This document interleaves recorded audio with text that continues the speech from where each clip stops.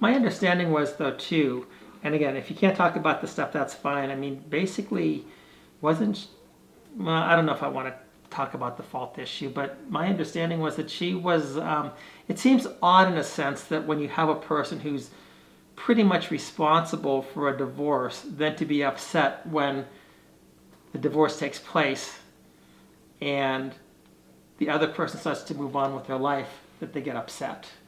Am I kind of capturing that right without trying to be too Well, direct? I think in the end, from talking with Chad about the situation, he is the one that walked out and finally said, "I'm done," because he was tired of the situation and who she was and what she was doing.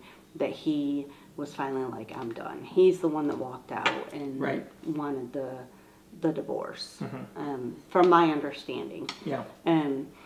But they had worked together. Like, she went out of town constantly with her boss, who was the shooter. Same person who was the shooter, yes. Who was also her boyfriend, who was married to a district judge. Anyway, she would go out of town every other week with him, and Chad would keep the boys constantly during her time. He would always, because he would never turn down keeping his boys, ever, Right. unless he was out of town. Once I came into the picture, she no longer allowed him to keep his boys.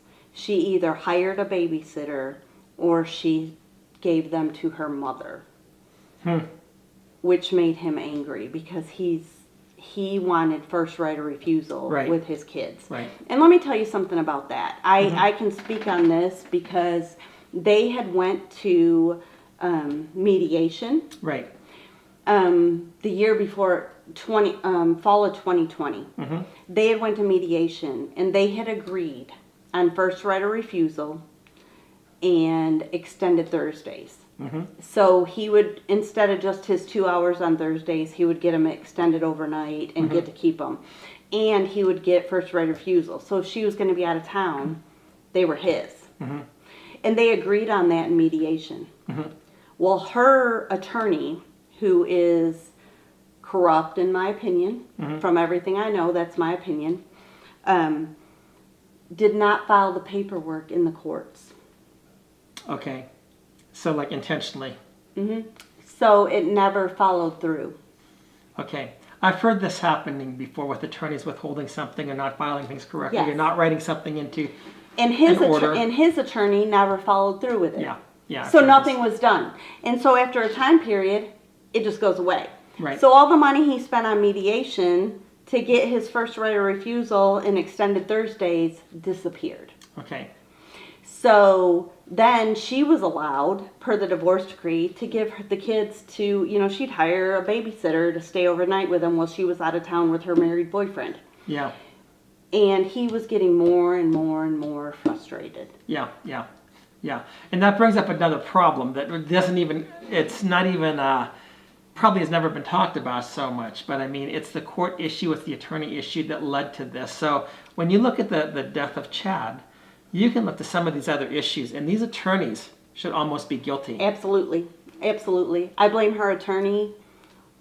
And you know what, honestly, I love Chad's attorney. He's a great guy. But I don't feel like anybody fought for Chad like they needed to fight for Chad. Right. Chad was a great dad, and all he was trying to do was have time with his kids. And all they were doing was taking away his time because they wanted to control it. Yeah. They knew that's how they could control him. Yeah. How was he as a, so, I mean, you have children here too. Yes. Did they have a good relationship with Chad? Yes. Did, no issues or anything like that? No, I have a son who lived with us and Chad's kids, and the typical mixed parent issues, but overall, no. I mean, Chad would take Frankie to school, they would talk. I mean, we had a great family dynamic with Right. just the normal family issues. So the thing that bothers me about some of these issues in one sense is that here you have a father like Chad, and he gets to spend, and I'm not knocking this on the one hand, but he can spend as much time as he wants to with your children, but he can't see his own. Right. And there seems to be something unjust about that. Absolutely. I totally agree. Yeah. Absolutely. And you know, I kind of feel guilty because I supported him. I pushed him in his fight to have his kids. Right. Like, I pushed this fight. Yeah. And part of me feels guilty because if I hadn't pushed this fight, perhaps we wouldn't be here. You can always second guess everything. But the right thing would be that his children should have unrestricted access to both parents. Absolutely. And they And did. They until- did until he got serious with me. Yeah. And once we got serious and got married, she lost her mind. Yeah. Yeah. Yeah. So I'll go get him. I'm supposed to have him at 3:15. And you're playing games telling me that I can pick him up at 6? I'm going to have the cuffs. I've already got the cuffs on the way to your mom's house. Because that's probably where he is. It's not when I'm done working. I get him at 3:15.